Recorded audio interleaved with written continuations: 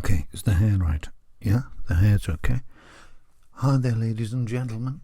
Croeso unwaith eto. That's the only Welsh you're getting tonight, because we're discussing What Are Records, Part 2.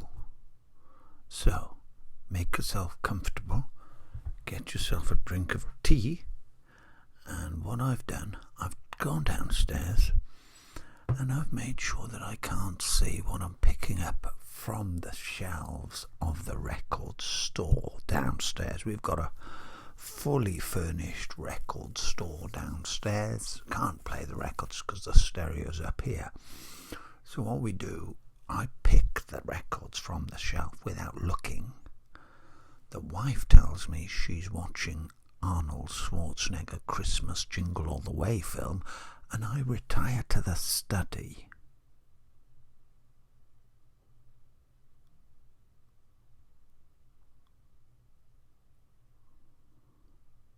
Do you see what I mean? Do you see the predicament? Do you see it? Do you see it? Do you see it? Do you see it? The first record I've picked is a 10-inch album which I bought originally over 25 years ago.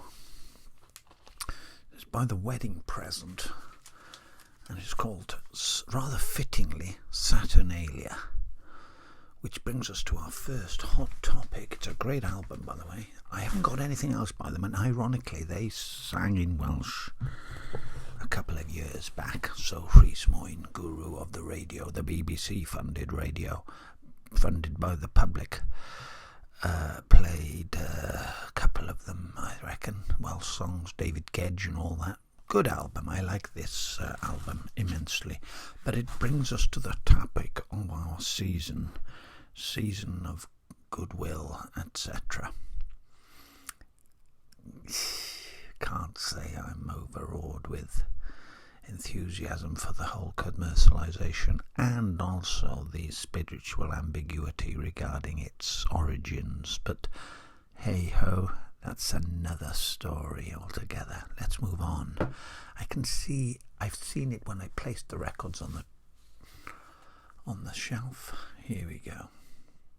This is the Weather Prophets, and a song, the lead single on this 4-track 12-inch EP is I Almost Prayed, which is a marvellous song. A marvellous song. So let's cool down a bit. Last time I did this, I was low-key and more sophisticated.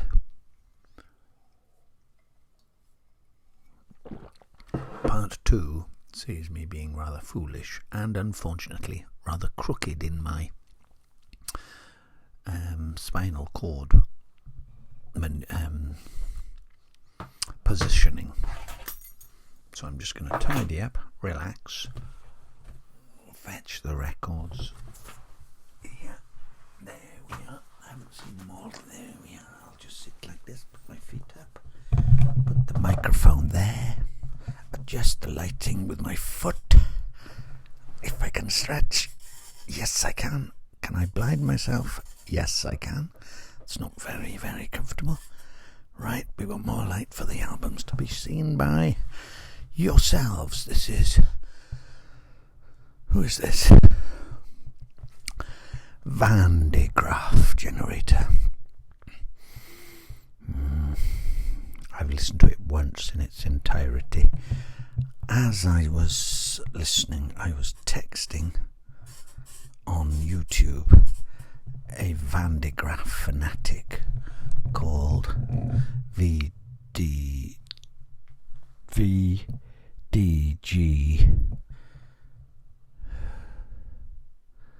something man or something like that, or fan, or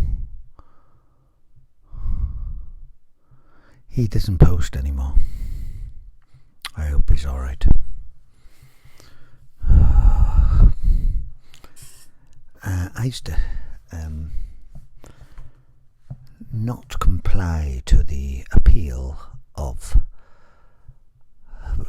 Peter Hamill's voice. I bought love songs when I was about 19, thinking, oh, he must be like Peter Gabriel. But he was a bit even on love songs he was a bit alternative, but this sees him just ploughing his own furrow of bombast along with the other musicians, and I must say I am a fan. I think he's far more interesting than his influences. No, his influencers. No. People who have been influenced by him. Okay. So, this is great. I highly recommend it. And their studio albums. Oh, the Triffids. Black Swan. I've yet to fully embrace this album. It's different from Calenture and Born Sandy Devotional, which you should expect from a band like the Triffids. Never do they want to repeat themselves. But now there's some great songs on this, but as an album it lacks the epic density and perspective of the wide perspective, the widescreen perspective of Born Sandy Devotional and the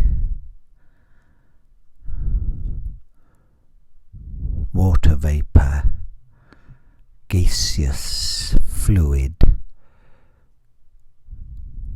conundrum of Calenture. What's this? This is a field music offshoot band called Slug, and I'd like to listen to this again. It's a bit kind of psychedelic neo-punk, but I enjoyed field music for a solid 3.5 years, and I'd buy anything that related to them apart from the Future Heads, which for some reason I have a China Crisis type of blank with regard to them. There's something about the name, the Future Heads. It reminds me of Fountains of... It's not Selmas, it's Fountains of Wayne. Bands like those who had standout names, but you just couldn't take them seriously. Oh, this is another album I haven't listened to. It's Planetarium, ironically enough, by Sufjan Stevens and the rest of the gang. Nico Muhly, Bruce Dessner and James McAllister from The National, some of those guys are. This again is too epic in its encompassment. It tries to encompass everything, and I can't get to grips with that. Oh, I get a little lonely when the sun gets low. I get a little lonely when the sun gets low. If ever there was a voice to soothe one's aching mind and bones, it's Gerry Rafferty. I haven't listened to this album either. I know, what one do I know? I know Get It Right Next Time, and Night Owl, which is one of my first singles ever bought on 7-inch. Talking of singles, When Love Breaks Down, was just pile driven into the charts, but that fact hides the class, the absolute class that is the album Steve McQueen. Look at that. Marvellous. What an album. What a band. What a songwriter. I think I've brought 20 albums from the shelf, so we're on about them. I'm not sure now. Let's have a look. What's this album? This is Joni Mitchell, Ladies of the Canyon. I'm not too sure I know this one either. It's got Woodstock on it, which it's got nothing else that I know of. Big Yellow Taxi, and that's why I'm a bit wary. I don't really bother with anything before.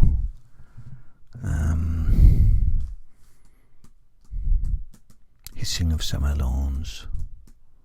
Marvellous, marvellous album. And here's another.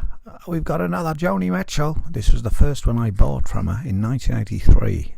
Brilliant album. Well, it's good. It's not brilliant. It's good. It's very, very good. I loved Unchained Melody. How marvellous was that? Chinese Cafe.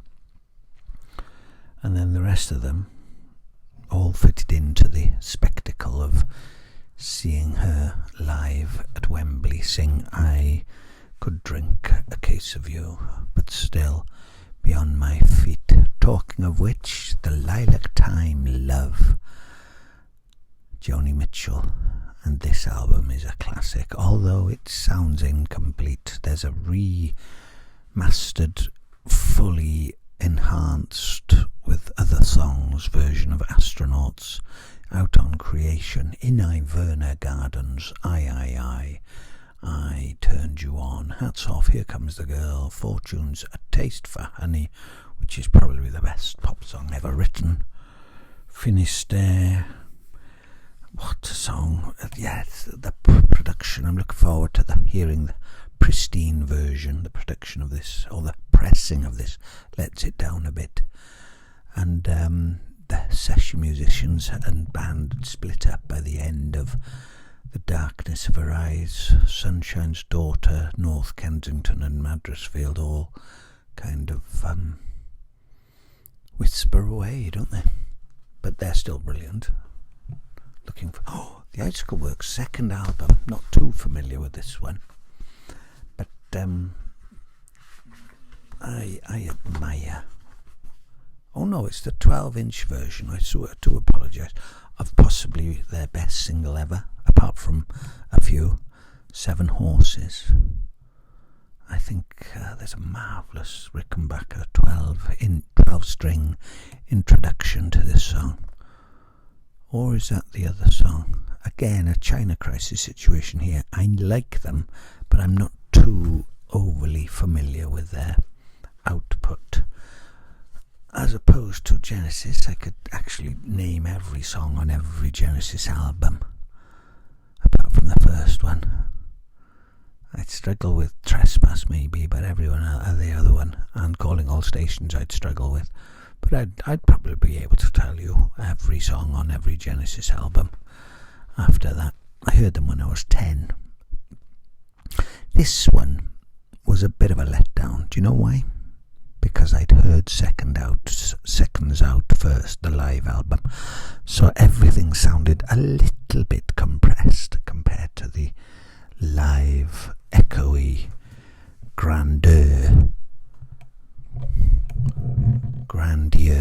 of Paris. When I was stone blue, rock and roll sure helped me through. That's all we need to say about Fogarty. Absolutely brilliant. That's all we need to say. What have we got here? We've got Tony Childs, the first album, or at least the first proper commercial. Do you know she sang backing vocals on Stephen Duffy's Kiss Me 85 version? Who would have thought that? South African woman comes over and sings her heart out for our Stephen. Classic songs here. Don't walk away, ripping at the root of love. Walk and Talk Like Angels. What a song. Stop Your Fussing is a great song. Can't Remember Dreamer. Where's the Ocean, of course, was an anthem. Loved that one, but heard it recently, or in the last 7 years. It goes on a bit, doesn't it? Oh, this is an album I'd love to get to grips with properly. JP should review this. Listen to every song. Every song's like a mini soap opera. And the cover says it all about it. It is a great song, great album. I like it. It's his best one, apart from the obvious ones like what's the other one?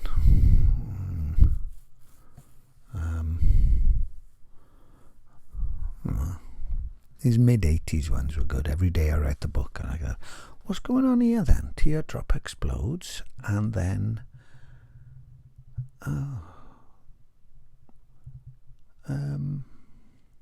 Julian Cope. So we got Reward and Treason, Sleeping Gas, Bouncing Babies, Passionate Friend, and The Great Dominions. The Greatness and Perfection of Love, An Elegant Chaos, and Smart's Reynard the Fox. I have to listen to this. World Shut Your Mouth, Trampoline, Space Hopper, Charlotte Ann, and China Doll. Out of My Mind on Dope and Speed, Jelly Pop, Perky Jean, Beautiful Love, which is a great song, Easy Easy Rider, and Safe Surfer. 3 songs from Peggy Suicide, which I had on cassette. So I'm glad I've got this, but I haven't heard it. I haven't listened to it yet. There we are, the best of Julian Cope and Teardrop Explodes, 1979 to 1991. And there's, what an album this is. If I only listened to it more often. The single, Pale Red, is a top 27 single. Absolutely beautifully nostalgic and hinandosteriol, as we say in Welsh, which is full of self-pity on my behalf. Right, watch the hairline here. There we are, that's Jerry Burns. Bit one-dimensionally sonic-wise. Imagine the Blue Nile having a nap. That's what it sounds like. And lastly, if you told me that Requiem for a Sinner was the first song of World Anthem, I would have gone, never. Another Chinese crisis situation here. I'm familiar with Tales of the Unexpected, as I am with China Crisis, Flaunt the Imperfection. But the rest of the albums, they kind of bypass not my heart. I like them a lot, but my mind. I haven't engrossed myself in them. So this one, again, I'd like to enjoy it even more, but have we got the time? No. But I admire Frank Marino. What a guy. What a player and what a guy. Absolute top stuff. So there we are. That's What Are Records Part 2. If you like any of them, ask me and I'll play them.